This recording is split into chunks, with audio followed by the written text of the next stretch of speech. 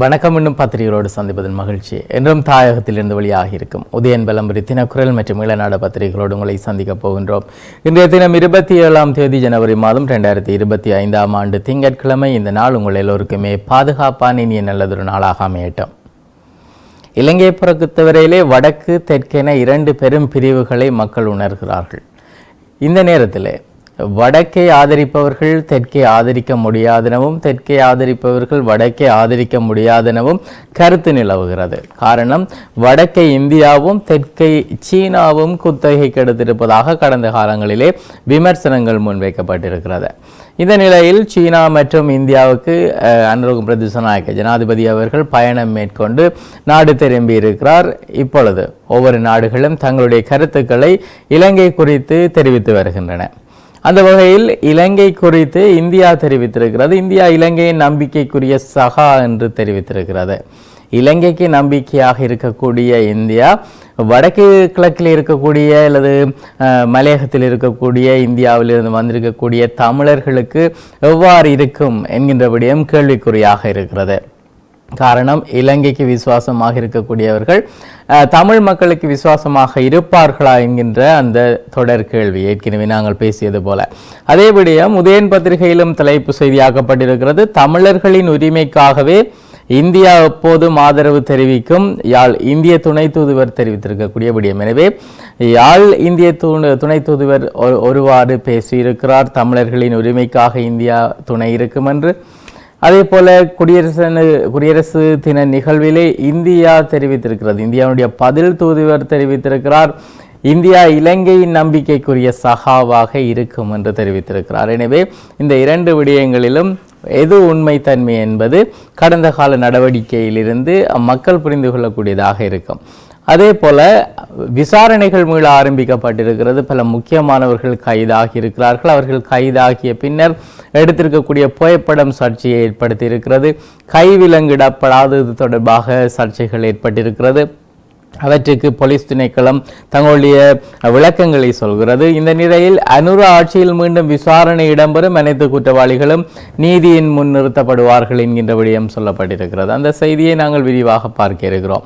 அதே போல 30,000 இளைஞர் யுவதிகளை அரசு சேவையில் இணைக்க திட்டம் இருப்பதாக ஜனாதிபதி தெரிவித்திருக்கிறார். குறிப்பாக அளவுக்கு அதிகமான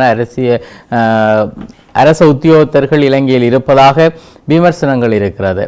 அலுவலகங்களிலே அரசு உத்தியோகத்தர்கள் வேலை இல்லாமல் இருந்து கொண்டு சம்பளம் பெறுகிறார்கள் என்கின்ற விமர்சனங்கள் இருக்கிறது. சரியான திட்டமிடலின்றி அங்கே அவர்களுக்கு வேலைகள் வழங்கப்பட்டிருக்கிறது என்கின்ற விமர்சனங்கள் இருக்கிறது. எனவே இந்த நிலையிலே 30,000 பேருக்கு மேலதிகமாக வேலை கொடுக்கப்படுமாக இருந்தால் அது எவ்வாறு நிர்வகிக்கப்படும் என்கின்ற கேள்விகள் இருக்கிறது. எனவே இவை மிக முக்கியமாக தலைப்பிடப்பட்டிருக்கின்றன இன்றைய பத்திரிகைகளிலே. மேலும் பல முக்கிய செய்திகள் இன்றைய பத்திரிகைகள் இருக்கிறது. அனைத்தையும் நாங்கள் விரிவாக பார்க்க இருக்கிறோம். எனவே இன்றைய தினம் வெளிவந்திருக்கின்ற உதயன் பத்திரிகையின் தலைப்பு செய்தியாக தரப்பட்டிருப்பது, தமிழர்களின் உரிமைக்காக இந்தியா எப்போதும் ஆதரவே யாழ் இந்திய துணை தூதுவர் தெரிவிப்பு என்பது உதயன் பத்திரிகையின் தலைப்பு செய்தியாக அமைய பெற்றிருக்கிறது. வடக்கு கிழக்கு தமிழ் மக்களும் நாமும் எப்போதும் ஒரே பக்கம்தான். தமிழர்களின் உரிமைக்காகவும் நலனுக்காகவும் கலாச்சாரத்துக்காகவும் என்றும் இந்தியா ஆதரவாக இருக்கும். வடக்கு கிழக்கு மக்களின் தேவையை அறிந்து செயற்படும் இந்தியா என்கின்ற சகோதரனுடைய கதவு எந்த நேரமும் தமிழ் மக்கள் தட்டலாம் என்கின்ற விடயத்தை யாழ்ப்பாண இந்திய துணை தூதுவர் சாய் முரளி தெரிவித்திருக்கிறார். இது இந்திய துணை தூதுவர் சாய் முரளி தெரிவித்திருக்கின்ற விடயம். அதே நேரத்தில் நாங்கள் எண்ணி பார்க்க இருப்பது ஈழநாடு பத்திரிகையின் தலைப்பு செய்தி, இந்தியா இலங்கையின் நம்பிக்கைக்குரிய சகா, குடியரசு தின நிகழ்விலே இந்திய பதில் தூதுவர் தெரிவித்திருக்கிற விடயம். இலங்கையின் நம்பகத்தன்மை மிக்க நண்பராக சகோதரனாக மீண்டும் இந்தியா தன்னை நிரூபித்திருக்கிறது என்ற குறிப்பிட்ட இலங்கை பதில் தூதுவர் தமது கதைகளின் பின்னணியில் பல விடயங்கள் இருப்பதாக கூறியிருக்கிறார். இந்தியாவின் 76வது குடியரசு தின நிகழ்விலே அவர் இதனை தெரிவித்திருக்கிறார். அவர் மேலும் தெரிவிக்கையில், இலங்கை இந்தியாவின் மிக முக்கியமான பங்காளியாக உள்ளது. இந்தியாவும் இலங்கையும் சக ஜனநாயக நாடுகள் மாத்திரமல்ல, நாங்கள் பன்முகத்தன்மை கொண்டவர்கள் எனவும் அவர் தெரிவித்திருக்கிறார். எனவே இந்த இரண்டு விடயங்களும் இந்தியா பொதுவாக இந்த குடியரசு தின நிகழ்வின் உரையாக அதனை அமைத்திருக்கிறது. ஆனால் இதிலே பல விடயங்கள் அலசி ஆராய வேண்டியதாக இருக்கிறது. வடக்கும் தெற்கும் ஒருபோதும் ஒரே நாடாக தம்மை உணராமல் தமக்குள்ளே பல பிரிவினைகளை ஏற்படுத்தி வடக்குக்கு ஒருவாறும் தெற்குக்கு ஒருவாறும் கடந்த காலங்கள் இருந்திருக்கிறது. முதல் தடவையாக இந்த ஜனாதிபதி தேர்தலே வடக்கையும் கிழக்கையும் தெற்கையும் இணைத்த ஒரு விடயமாக இருக்கிறது. எனவே தொடர்ந்தும் இப்பொழுது இருக்கக்கூடிய அரசுகள் தொடர்ந்து ஒற்றுமையாக செயற்படுமா என்கின்ற நிலைமையிலே இந்த விடயம் தொடரப்போகிறது. இந்த நிலையில் முன்பக்க செய்திகளில் காலி சிறையில் கடும் மோதல் 4 காயம் என்கின்ற விடயம் குறிப்பிட்டு காட்டப்பட்டிருக்கிறது. இந்திய குடியரசு தின நிகழ்வுகள் யாழ் இந்திய துணை தூதரகத்தில் இடம்பெற்றிருக்கிறது. அவை சார்ந்த விடயங்கள் தரப்பட்டிருக்கின்றன. தமிழக மீனவர்கள் 33 பேர் இலங்கை கடலிலே கைதாகியிருக்கிறார்கள். இது இவ்வாறு இன்று 2 பத்திரிகைகளுடைய தலைப்பு செய்தியை நாங்கள் பார்த்திருக்கின்ற நேரத்திலே நண்பன் என்று சொல்லிக் கொள்கிறார்கள் இந்தியா, ஆனால் 33 பேர் எல்லை தாண்டி வருகிறார்கள். அதற்கு எந்த விதமான நடவடிக்கையும் எடுக்கப்படவில்லை. இந்த 33 பேரும் இலங்கை கடற்பரப்பிலே தமிழ் மீனவர்களுக்கு பெரும் துரோகத்தை இழைக்கின்ற விடயங்கள் நாங்கள் தொடர்ச்சியாக பார்த்து வருகின்றோம். கடல் வளம் சுரண்டப்படுவது மாத்திரமில்லாமல் அவர்களுடைய வலைகள் அறுக்கப்படுகிறது, வள்ளங்கள் சேதப்படுத்தப்படுகிறது. இவ்வாறு பல விடயங்கள் இடம்பெறுகிறது. 2025 பட்ஜெட்டிலே அரசு ஊழியர்களுக்கு 77,500 ரூபாய் சம்பள அதிகரிப்பு என்கின்ற விடயம் சொல்லப்பட்டிருக்கிறது. அதாவது அடுத்த மாதம் 17ஆம் தேதி சமர்ப்பிக்கப்பட உள்ள தேசிய மக்கள் சக்தியின் கன்னி வரவு செலவு திட்டத்திலே அரசு ஊழியர்களுக்கு 7,500 ரூபாய் சம்பள அதிகரிப்பு வழங்கப்பட உள்ளதாக திரைசேரி அதிகாரி ஒருவர் தெரிவித்திருப்பதாக அந்த செய்தி நகர்கிறது. இதே நேரத்தில் பிப்ரவரியிலே அனுர மத்திய கிழக்கு பயணம் என்கின்ற விடயம் சொல்லப்பட்டிருக்கிறது. மத்திய கிழக்கு நாடுகளுக்கு எதிரும் பிப்ரவரி மாதம் நடுப்பகுதியிலே ஜனாதிபதி பயணிக்க இருப்பதான செய்தி தரப்பட்டிருக்கிறது. யாழ் பல்கலைக்கழக வகுப்பு தடை நீக்க சர்ச்சை, பதவியை உதறினார் கலை பீடாதிபதி, உண்மையை வெளிப்படுத்துக, உடன் நடவடிக்கை எடுக்குக தலைப்பிடப்பட்டிருக்கிறது. விரிவாக பார்க்கலாம். வகுப்பு தடை விதிக்கப்பட்டிருந்த மாணவர்கள் சிலரின் வகுப்பு தடையை யாழ்ப்பாணம் பல்கலைக்கழகம் நீக்கியுள்ள நிலையிலே இந்த தீர்மானத்துக்கு அதிருப்தி தெரிவித்து யாழ்ப்பாண பல்கலைக்கழகத்தின் கலை பீடாதிபதி ரகுராம் பீடாதிபதி பதவியிலிருந்து தன்னை நீக்கி கொண்டதாக அந்த செய்தியிலே சொல்லப்பட்டிருக்கிறது. அந்த செய்தியானது விரிவாக செல்கிறது. அதனையும் நாம் விரிவாக பார்த்துவிட முடியும்.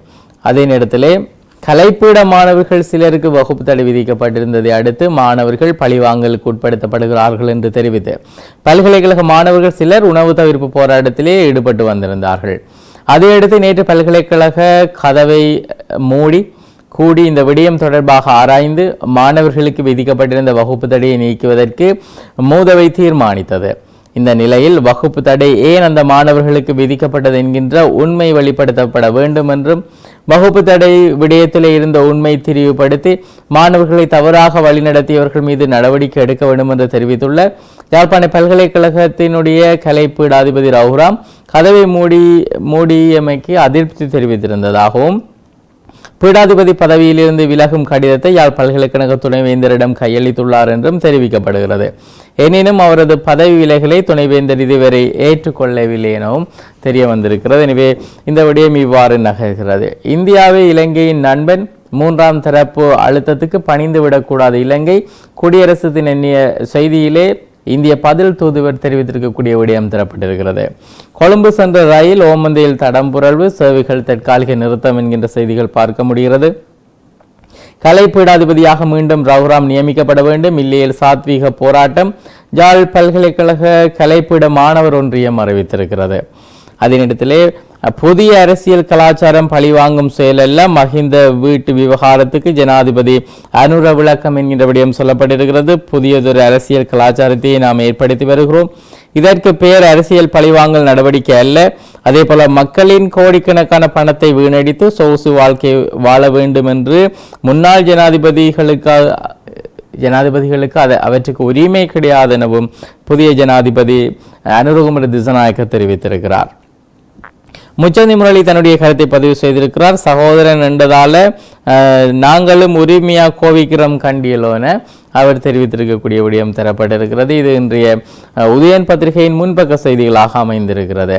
தொடர்ந்து வலம்புரி பத்திரிகையை பார்க்கலாம். தலைப்பு செய்தியாக தரப்பட்டிருப்பது அனுரவின் ஆட்சியில் மீண்டும் விசாரணை, அனைத்து குற்றவாளிகளும் நீதியின் முன் நிறுத்தப்படுவர், அமைச்சர் ஆனந்த விஜயபால உறுதி என்கின்ற விடயம் தரப்பட்டிருக்கிறது.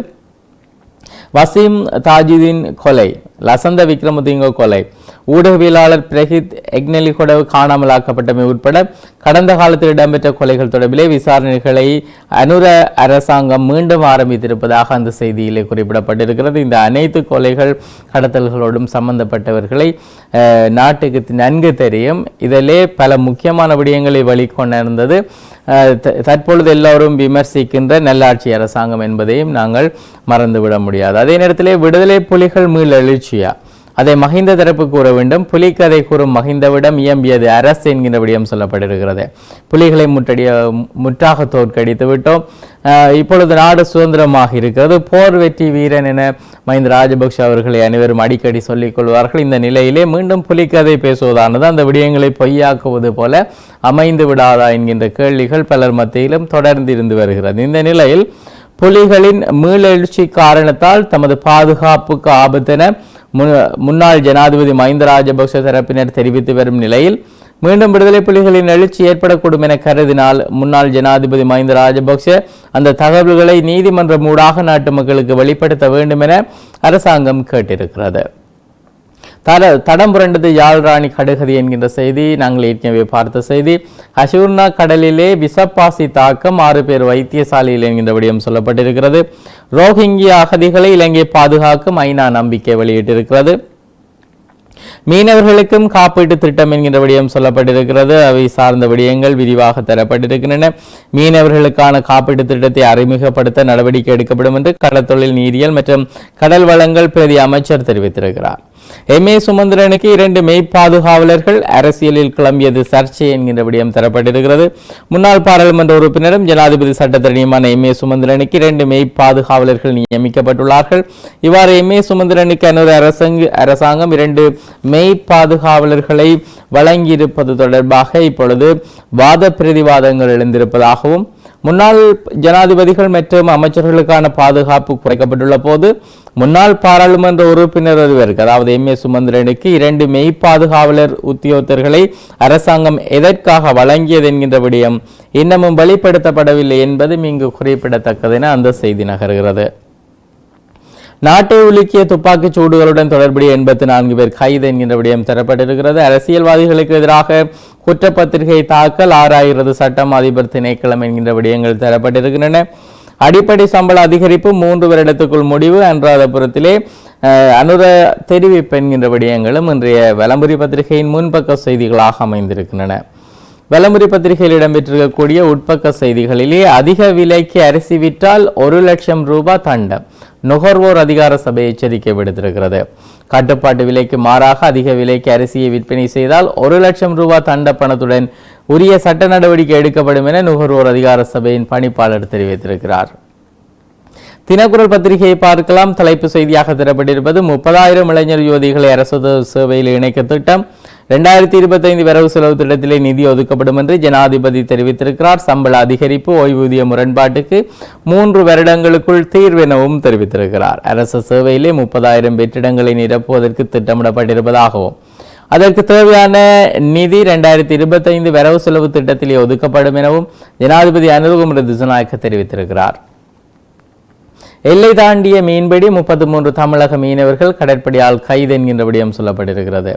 இழுவை படகுகள் அத்துமீறல், மீனவர்களுடைய வலைகள் நாசம், நெடுந்தீவு கடலிலே இந்த சம்பவம் பதிவாகி இருக்கிறது. யோசிதவுக்கு கைவிலங்கு போடப்படாமல் தவிர்த்தது ஏன், போலீஸ் பேச்சாளர் புத்திக மானதுங்க விளக்கம் என்கின்ற விடயம் சொல்லப்பட்டிருக்கிறது. அதாவது ஒருவர் கைது செய்யப்படுகின்ற போது கைவிலங்கு இடப்பட வேண்டும், அவ்வாறு இடப்படாதது ஏன், குறிப்பாக யோசித ராஜபக்ஷவுக்கு கைவிலங்கு இடப்படாதது ஏன் என ஊடகங்களிலே செய்தி வெளியாகி இருந்தது. அதனை தொடர்ந்து ஊடக பேச்சாளர் தெரிவித்திருக்கிறார், போலீஸ் ஊடக பேச்சாளர் தெரிவித்திருக்கிறார், கைதாகின்ற நபர் குறித்து அந்த கைது செய்கின்ற போலீசாரே தங்களுடைய தீர்மானங்களை எடுக்க வேண்டும். கைது செய்கின்ற அனைவருக்குமே கைவிலங்கு இடப்பட வேண்டும் என்பது நியதி கிடையாது.